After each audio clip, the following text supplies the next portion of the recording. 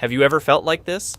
Swiping through workplace tips and instantly saving them, seeing money-making hacks and immediately storing them. Your phone is stuffed with book lists, tutorials, and methodologies, yet you feel more anxious and less confident than ever. Your wallet isn't getting any thicker either. You think you're making massive progress, but in reality, you just have information obesity. Eating a stomach full of dry goods, but failing to digest them, eventually becoming poorer the more you hoard. Welcome to the Sober Lab. Today, we're deconstructing information obesity. We're not here for vague theories, only one thing. Why does working harder at learning drive you further away from money? And how can you turn that hoarded information into cold, hard cash in the simplest way possible? Phase 1. You aren't learning. You're hoarding mental debt. Stop calculating the time cost for a moment and ask yourself, when was the last time you opened your saves and actually finished a tutorial? We all have the same habit. Seeing a deep article, clicking save, equals I've learned it. Seeing a money-making hack, saving it equals I've earned it.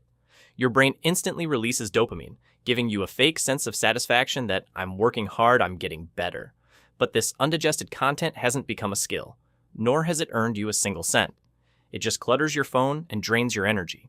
If you converted your time into cost, spending 2 to 3 hours a day swiping and hoarding content, which seems free, is actually the most expensive thing you do. You aren't hoarding assets, you're hoarding debt that consumes you without generating any return. Even worse, this fake hard work allows you to lie down with a clear conscience. I've saved so much, I've worked hard enough, I don't need to take action anymore.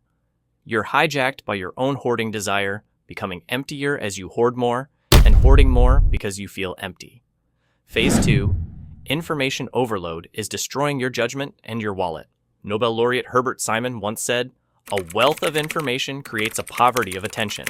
Nowadays, you're bombarded with notifications, red dots, and courses every day.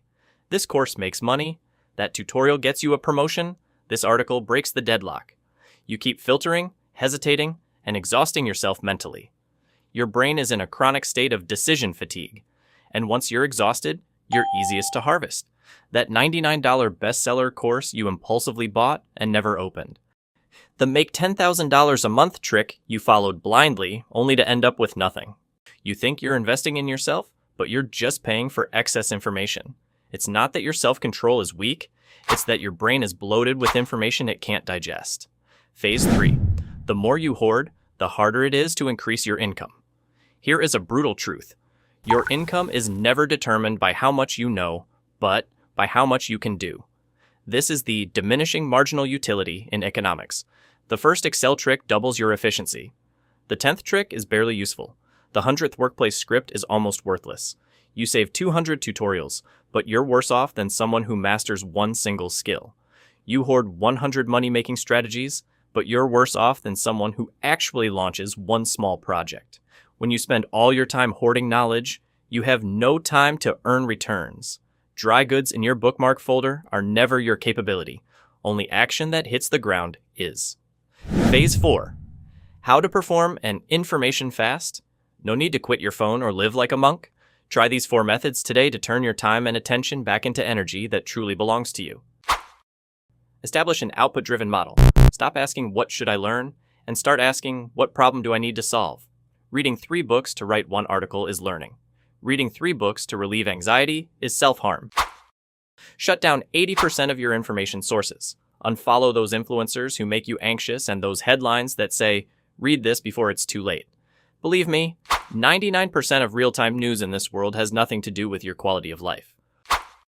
Force knowledge to hit the ground. Every week, create a lightweight output for what you've saved. Take notes, practice it, or share it with others. Don't force a perfect result. Timely clear out content you can't digest. Don't let useless saves drain your energy. Accept the fear of missing out. Admit that you cannot know everything.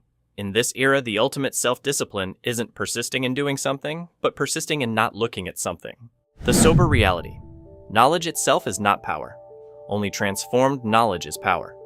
In this world fed by algorithms, the most valuable resource isn't information. It's your attention.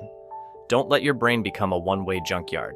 You can own 1,000 tutorials, but if you never act, you actually own 0. If you're tired of the anxiety from fake hard work, remember to follow the Sober Lab. Let's be the sober few together. See you next time.